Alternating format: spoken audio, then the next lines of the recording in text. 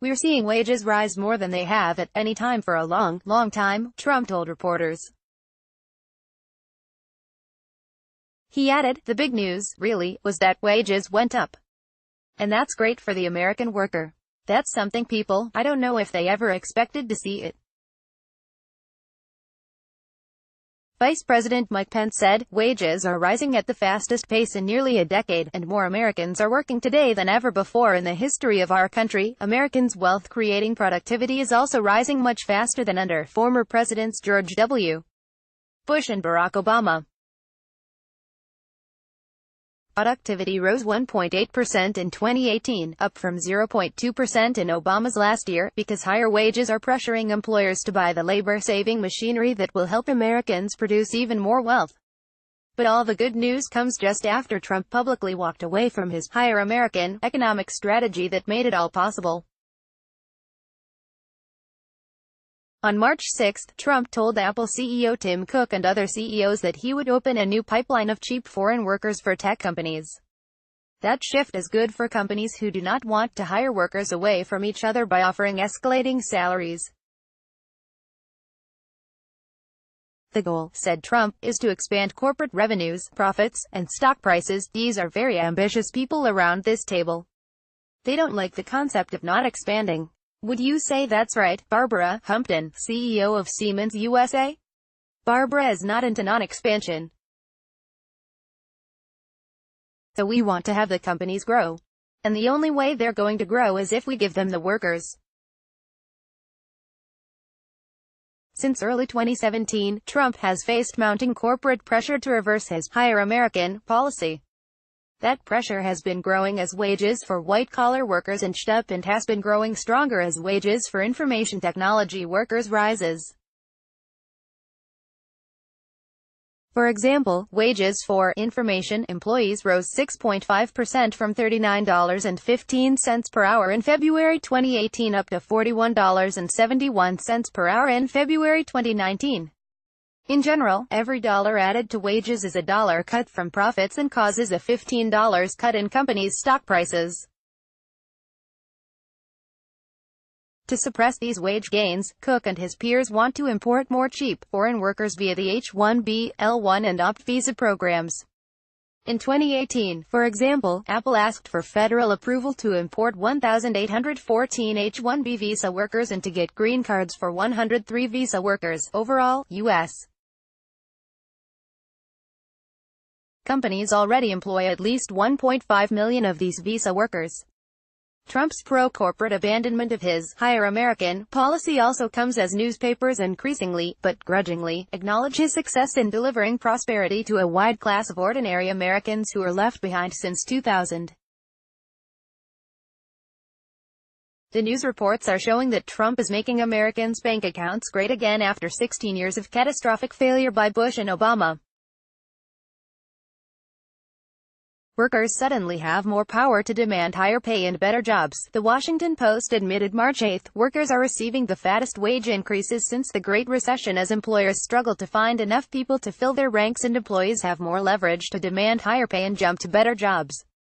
Wages grew 3.4% in the past year, the government reported Friday, the fastest pace in nearly a decade and well above inflation, suggesting that employers are hustling to lure and retain workers.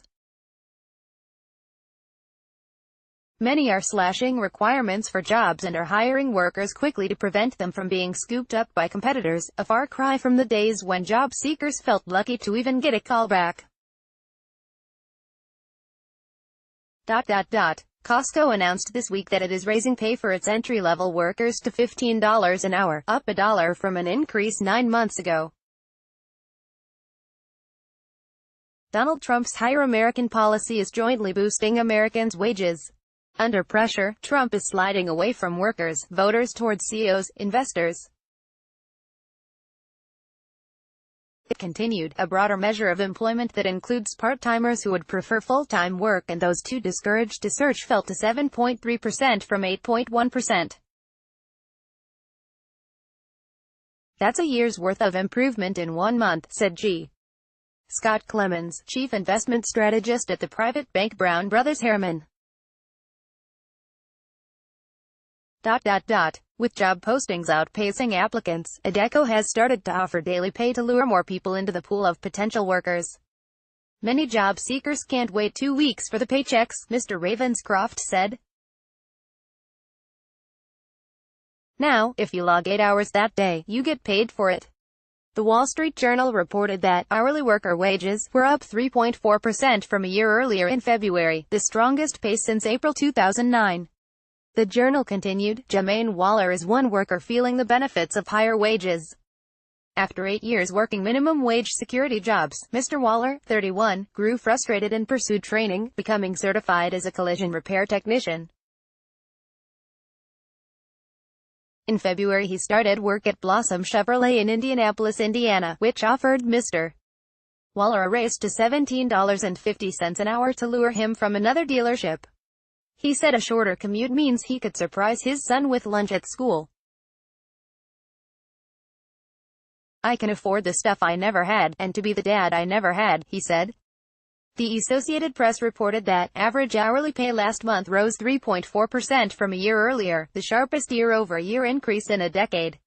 Throughout 2018, wages rose faster among Americans who switched jobs and faster in states with low shares of immigrant workers. In Minnesota, for example, immigrants have inflated the labor supply by only 10%, so wages rose by 5.2% during 2018. Amid the rising wages, Minnesota's Democratic Sen. Amy Klobuchar is protesting the low unemployment rate and the lack of imported workers which are spiking the salaries paid to her voters. Dem. Press candidate Sen. Klobuchar is worried by low unemployment. What is the political payoff from promising to block voters' wage raises? Why is Pres. Trump saying the same thing? https://t.co/coxcurluge, Neil Monroe, at Neil Monroe C. February 13, 2019 In Congress, legislators are also feeling pressure from business groups.